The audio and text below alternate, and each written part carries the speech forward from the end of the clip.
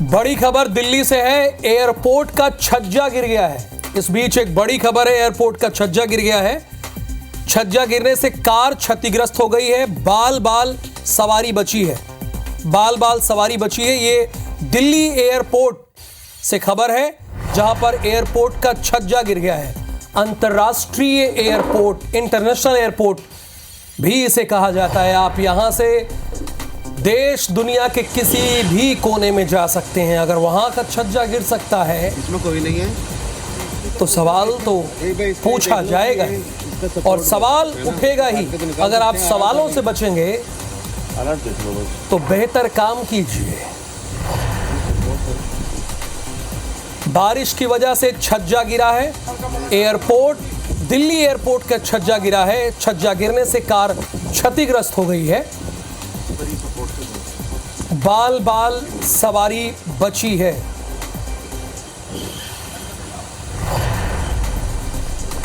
इसमें कोई नहीं है। एक बार इसका ये देख लो कि ये इसका सपोर्ट बस है ना, उसको काट के तो निकाल सकते हैं। और एक और बड़ी खबर है जो कि जमीन से आसमान पर सटीक निशाने से जुड़ी हुई है। डीआरडीओ का सफल परीक्षण हुआ है। एक्सपेंडेबल एरिया टारगेट सफल हुआ है। बेहतर बूस्टर के साथ अभ्यास भी सफल हुआ है, यानी एक गुड न्यूज है। जमीन से आसमान पर सटीक निशाना, डीआरडीओ का सफल परीक्षण हुआ है। High speed expendable aerial target फिलहाल सफल हुआ है। बेहतर बूस्टर के साथ अभ्यास किया गया है।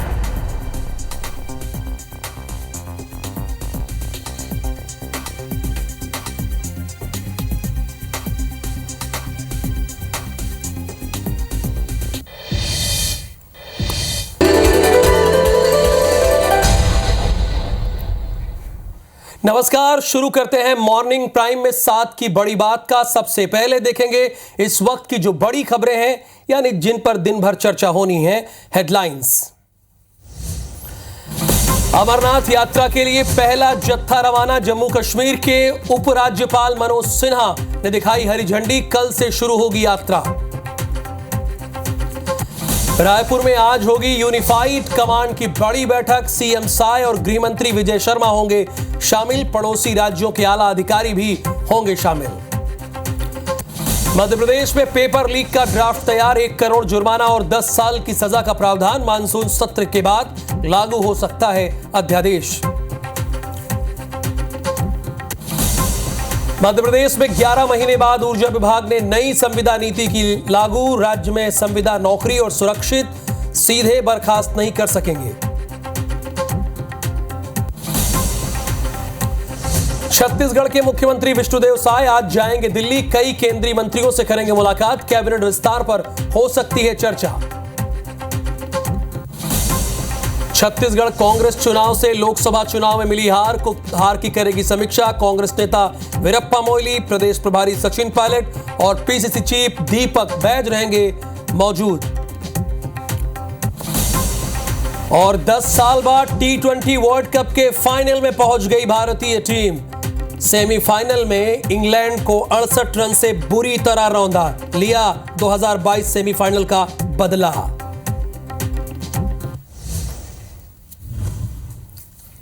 प्रायोजक हैं राजयोग पेन। खुशियां आपकी, रंग हमारे।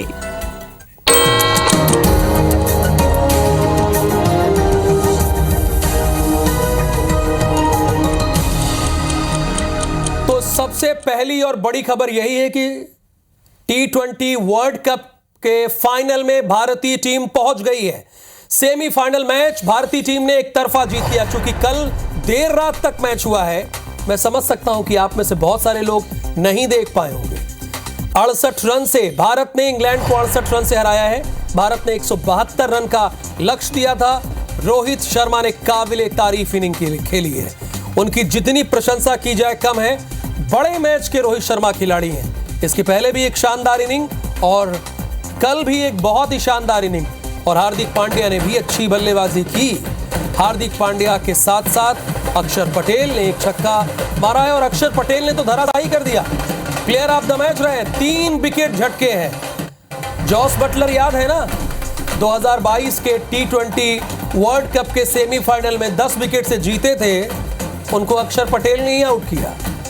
अक्षर पटेल और कुलदीप यादव, लग रहा था कि दोनों में कंपटीशन है, ऐसा लग रहा कि दोनों में ज्यादा विकेट कौन लेगा। अच्छा, 2 रन आउट हुए, वो दोनों रन आउट अक्षर पटेल और कुलदीप यादव ने ही किए। ऐसा लग रहा है इन दोनों में कंपटीशन चल रहा है कि कौन इंग्लैंड को पहले आउट करता है, ये कंपटीशन था। और जसप्रीत बुमराह तो जसप्रीत बुमराह है, उन्होंने एक बार फिर साबित किया कि भैया यहाँ पर आप स्थायित्व तो है, अगर यहाँ 4 ओवर जाएंगे तो 2 से 3 विकेट मिलेगा और रन भी नहीं लेंगे। तो बेहतरीन यहाँ पर बल्लेबाजी और गेंदबाजी हुई, लेकिन अभी भी एक चिंता की बात है। देखिए ध्यान दीजिएगा, चूंकि भारतीय टीम जो है, शिवम दुबे डे 1 से लेकर आज तक इस वर्ल्ड कप में बल्ला चल नहीं रहा है उनका, जबकि प्योर बल्लेबाज के तौर पर उनकी एंट्री हुई है। गेंदबाजी कर नहीं रहे हैं, बल्ला चल नहीं रहा, लेकिन अच्छा दिन है और अच्छी बात करनी चाहिए। कुल मिलाकर भारतीय टीम 10 साल के बाद पहली मर्तबा है जब वो T20 वर्ल्ड कप के फाइनल में पहुंची है। देखिए इसीलिए मैंने T20 वर्ल्ड कप लगा दिया, वरना आप में बहुत सारे लोग कहेंगे अभी तो फाइनल खेल कर आई है, वो वनडे वर्ल्ड कप था, ये T20 वर्ल्ड कप है। अब एक दिन बाद भारतीय टीम का मुकाबला होगा साउथ अफ्रीका से, जो पहली बार फाइनल में पहुंची है। ये देखिए, ये सारे प्लेयर, आपको ये खुशी का माहौल है। कहते हैं कि रात के 2:30 भी बज जाए, लेकिन भारतीय टीम की जीत पर जश्न तो भारत में मनेगा ही, और वो जश्न मनाया गया है ढोल नगाड़ों के साथ। चूंकि सभी को याद है 2022 का वो दिन, और अब कल का दिन सभी को याद रहेगा। इंग्लैंड वालों को नींद नहीं आई होगी। और अब आगे बढ़ते हैं, कुछ और खबरों का रुख कर लेते हैं। कल से अमरनाथ की यात्रा शुरू होगी। यात्रा के लिए आज पहला जत्था रवाना हुआ है।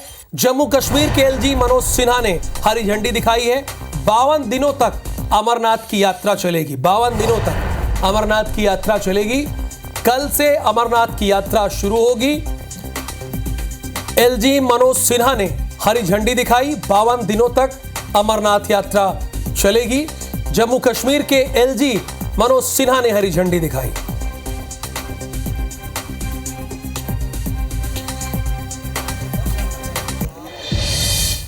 खबर रायपुर से है। यूनिफाइड कमांड की बैठक है। सुबह 11 बजे सर्किट हाउस में यह बैठक है। सीएम साय और गृह मंत्री विजय शर्मा इसमें शामिल होंगे।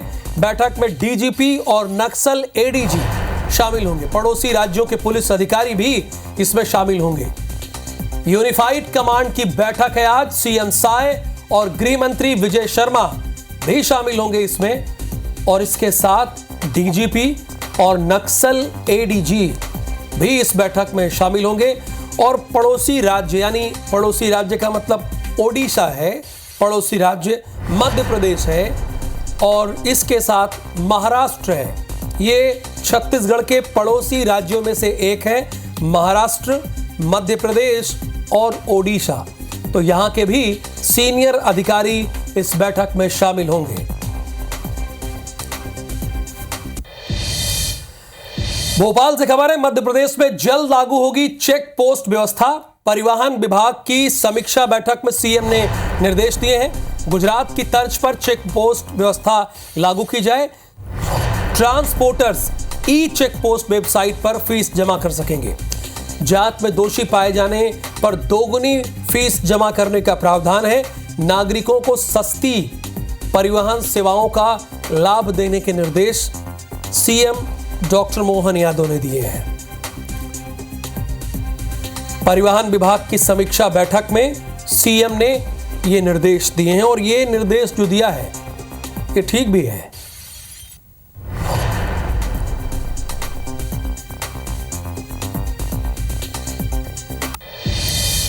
अच्छा, जल जीवन मिशन पर सरकार ने क्या फैसला लिया है? नल जल योजना का संचालन करेंगी महिलाएं।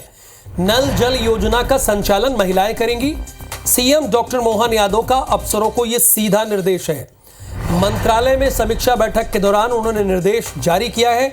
नल जल योजना का संचालन महिला स्वयं सहायता समूहों को सौंपे, ये सीएम ने कहा है। ग्राम स्तर पर जन जागृति अभियान चलाकर जन भागीदारी को प्रोत्साहित किया जाए। प्रदेश में 63% से अधिक घरों को नल से जल उपलब्ध कराया जा रहा है। यानी 100 में से 63 घर ऐसे हैं जहां पानी नल के जरिए आता है।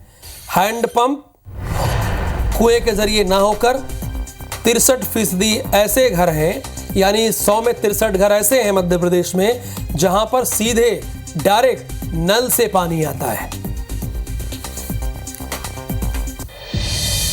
इधर सीएम साय का दिल्ली दौरा है। मुख्यमंत्री विष्णुदेव साय आज दिल्ली जाएंगे। दोपहर 2 बजे दिल्ली के लिए रवाना होंगे। कई केंद्रीय मंत्रियों से मुलाकात करनी है उनको। पार्टी के वरिष्ठ नेताओं से भी मुलाकात करनी है सीएम साय को। पार्टी के वरिष्ठ नेताओं के साथ साथ कई मंत्रियों से भी उनको मिलना है, मुलाकात करनी है। तो लगातार दिल्ली का दौरा इसीलिए सीएम के द्वारा किया जा रहा है कि छत्तीसगढ़ को एक कदम आगे रखा जाए। जो केंद्र की योजनाएं हैं, जो अटकी हुई हैं, लटकी हुई हैं, भटकी हुई हैं, उनको जल्द से जल्द राज्य का सहयोग देकर पूरा कराया जाए। चूंकि ऐसा कमिटमेंट भी है कि हमारी सरकार डबल इंजन की सरकार है। तो डबल इंजन की सरकार का तात्पर्य क्या है कि जो कार्य 6 महीना में है वो 3 महीने में हो, जो 1 साल में होना है वो 6 महीने में हो। मतलब तो यही हुआ। रायपुर से खबर यह है कि कांग्रेस आज समीक्षा बैठक करेगी। लोकसभा चुनाव में हार की समीक्षा होगी।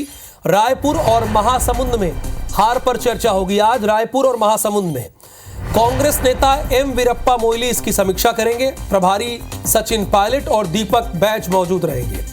रायपुर और महासमुंद लोकसभा प्रत्याशी भी मौजूद रहेंगे। दोनों बैठेंगे आमने सामने और आमने सामने इस बात को लेकर चर्चा होगी कि बताइए कैसे एक तरफा हार गए आप। चर्चा तो इस बात की भी की जाएगी चूंकि रायपुर में तो एक तरफा ही कांग्रेस पार्टी हारी है। तो रायपुर और महासमुंद लोकसभा के प्रत्याशियों के साथ बैठक होगी। और ये अच्छी बात है कि आप समीक्षा बैठक कर रहे हैं, अपने हार के कारणों को जानने की कोशिश कर रहे हैं। यानी आपका कॉन्फिडेंस बहुत हाई है, आप ये मानकर चल रहे हैं, इसलिए समीक्षा कर रहे हैं कि वो आगे गलती ना हो। क्यों हमसे गलती हुई वो उसको जाने और वो गलती आगे ना हो। और एक तमाम छात्रों और अभ्यर्थियों के लिए खबर है, एमपी में पेपर लीक मामले में सरकार सख्त है। पेपर लीक पर 1 करोड़ का जुर्माना लगाया गया है। 10 साल की सजा होगी। एक्ट का ड्राफ्ट तैयार किया गया है। अध्यादेश से इसे लागू किया जा सकता है। परीक्षाओं में सभी तरह की गड़बड़ियों होंगी गैर जमानती, यानी जमानत नहीं मिलेगी। अगर पकड़े गए तो उसके बाद आपको जमानत नहीं मिलेगी, जेल में ही रहोगे और जेल की ही रोटी खाओगे। संगठित अपराध मिला तो बढ़ेगी सजा, संपत्ति भी जब्त होगी।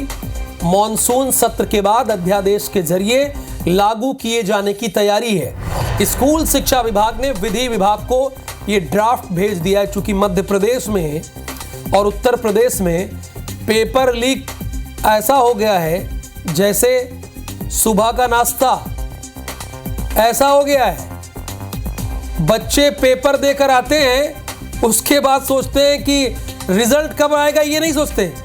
वो ईश्वर से प्रार्थना करते हैं कि हे ईश्वर पेपर लीक ना हुआ हो। ये मध्य प्रदेश और उत्तर प्रदेश की हकीकत है। मैं तो सिर्फ आईना दिखा रहा हूं, लेकिन अब मध्य प्रदेश सरकार ने कठोर निर्णय लिया है और इस कठोर निर्णय के जरिए पेपर लीक से आप सभी को निजात मिलेगी। कल जब भारत इंग्लैंड का आप मैच देख रहे होंगे या सो रहे होंगे तो देर रात भोपाल में बड़ी प्रशासनिक सर्जरी कर दी गई। 14 सीनियर आईएएस अधिकारियों के तबादले कर दिए गए। 14 आईएएस अफसरों के तबादले कर दिए गए। अब इसमें कौन है वो नाम आपके, सुदाम खाड़े को आयुक्त जनसंपर्क बना दिया गया, ग्वालियर संभाग के कमिश्नर थे। ये 14 लोगों की लिस्ट है। बड़ी प्रशासनिक सर्जरी इसे हम कह सकते हैं और इसके पीछे की वजह यह है कि 14 सीनियर मोस्ट आईपीएस, माफ कीजिएगा आईपीएस निकल गया क्या मुझसे, आईएएस है। बड़ा अंतर होता है आईपीएस और आईएएस में। कम रैंक आ गई तो आईपीएस बन गए, हाई रैंक आ गई तो आईएएस बन गए, है ना। तो ये देखिए, सुदाम खाड़े को आयुक्त जनसंपर्क बना दिया गया है। ग्वालियर संभाग की कमिश्नर है अभी। एमपी में बड़ी प्रशासनिक सर्जरी करी गई है। 14 सीनियर मोस्ट आईएएस अधिकारियों के तबादले किए गए। सीनियर मोस्ट जो आईएएस अधिकारी हैं उनके तबादले किए गए हैं। अच्छा, सीएम का शेड्यूल आज का क्या है, कहां रहेंगे आज, उनका क्या क्या कार्यक्रम लगा है, यह भी तो जानना जरूरी है। सुबह 11 बजे कृषि विभाग के अधिकारियों की बैठक लेंगे। कृषि हितग्राही मूलक योजना, पीएम फसल बीमा योजना और कृषि विविधीकरण योजना की जानकारी लेंगे। दोपहर 12 बजे मानसून सत्र की तैयारियों की समीक्षा करेंगे, पूछेंगे क्या तैयारी है। दोपहर 1:30 बजे 2023 बैच के 9 आईएएस अधिकारियों से मुलाकात करेंगे।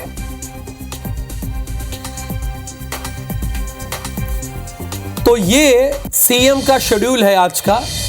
मुझे लगा कि आपको बताना चाहिए। आपके मुख्यमंत्री हैं मध्य प्रदेश के। जबलपुर से खबर यह है कि गौवंश के अवशेष मिलने के मामले में एक अपडेट है। वीएचपी और बजरंग दल ने ऐलान किया है। किसका ऐलान किया है? बंद का। आज सुबह जैसे बजेंगे 9 बंद रहेगा कटंगी। दोषियों पर कार्रवाई करने की मांग की जा रही है। 50 गौवंश के अवशेषों को सिर्फ 5 बताने का आरोप है। कलेक्टर पर 5 गौवंश के अवशेष होने की पुष्टि का आरोप है। यानी बजरंग दल और विश्व हिंदू परिषद अटा हुआ है, डटा हुआ है और लगा हुआ है। ये अच्छी बात है, लेकिन उस वक्त भी इसी तरह से अड़ना चाहिए जब तमाम जानवर गौवंश सड़कों पर होते हैं। उनको भी आश्रय मिले, उनको भी ठिकाना मिले, ये संकल्प लेना चाहिए बजरंग दल को और विश्व हिंदू परिषद को। अब उत्तर प्रदेश में क्या हो रहा है वो भी बता दें। उत्तर प्रदेश के हरदोई में एनकाउंटर हुआ है। पुलिस और बदमाश के बीच एनकाउंटर हुआ है। डकैती के आरोपी बदमाश को गोली लगी है। पुलिस ने डकैत को हॉस्पिटल पहुंचा दिया है। डकैत की सूरत भी देख लीजिए आप। डकैती के आरोपी बदमाश को गोली लगी है। इसके 2 साथी फरार हो गए। बदमाश के पास से तमंचा भी बरामद हुई। अच्छा, आमतौर पर जब पुलिस एनकाउंटर करती है उत्तर प्रदेश की पुलिस, मैं तो 2017 से फॉलो कर रहा हूं, एक न एक फरारी हो जाता है। एक पकड़ा जाएगा, एक फरार हो जाएगा। देखिए इसमें 2 फरार हो गए। अरे सारे पकड़े जाए, केस रफा दफा हो जाए। इधर दिल्ली के ओखला में भीषण आग लग गई है। ये इंडस्ट्रियल एरिया है ओखला इंडस्ट्रियल इलाके में आग लगी है। दमकल की टीम आग बुझाने में जुटी हुई है। बारिश की वजह से आग ने विकराल रूप नहीं लिया। अच्छा, बारिश हो गई, इसकी वजह से विकराल रूप आग ने नहीं लिया। ओखला ये पूरा इंडस्ट्रियल एरिया आता है। दिल्ली का जो ओखला इलाका है ये इंडस्ट्रियल एरिया है। अगर आप दिल्ली गए होंगे या दिल्ली के बारे में जानते होंगे तो समझते होंगे कि ये इंडस्ट्रियल एरिया है, यहाँ पर आग लगी है।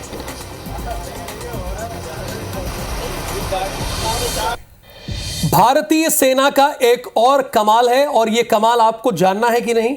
जानना है तो चलिए मैं बता रहा हूं। 72 घंटे के भीतर 70 फीट का पुल बना दिया। 72 घंटे के भीतर 70 फीट का पुल बना दिया।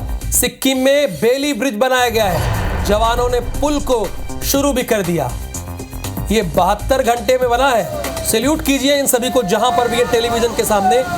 वरना बिहार में कुछ ऐसे इंजीनियर हैं 3 महीने से पुल बनाते हैं, गिर जाता है, करोड़ों रुपए लगाते हैं। ये तो हमारे सेना के जवान हैं। सैल्यूट तो कर ही सकते हैं जहां बैठे हैं आप, जहां पर भी बैठे हैं सैल्यूट तो कर सकते हैं। वरना बहुत सारे इंजीनियर हैं। अब आगे बढ़ेंगे, रायपुर लेकर चलेंगे अपने दर्शकों को। गैस चूल्हा मेंटेनेंस के नाम पर अवैध वसूली हो रही है। रायपुर में वसूली कर रही महिलाओं को स्थानीय लोगों ने पकड़ लिया है। एनजीओ के नाम पर अवैध वसूली कर रही हैं। एलपीजी गैस उपभोक्ता विकास कल्याण संरक्षण समिति के नाम से गिरोह कर रहा है वसूली कर रहे गुट के पास से बड़ी संख्या में सदस्यता कार्ड और रजिस्टर मिले हैं। रजिस्टर में सैकड़ों लोगों से वसूली करने का खुलासा हुआ है। वसूली करने वालों का दावा जिला प्रशासन के माध्यम से ये वसूली कर रहे हैं, ऐसा इनका कहना है कि जिला प्रशासन के कहने पर ये ऐसा कर रहे हैं।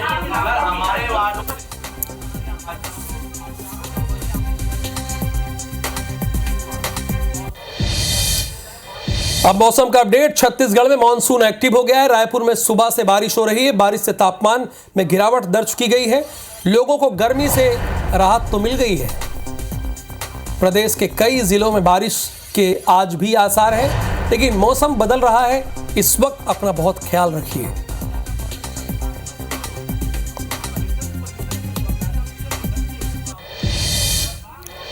और आगे देखिए छत्तीसगढ़ी भाषा में हमर बानी हमर गोठ।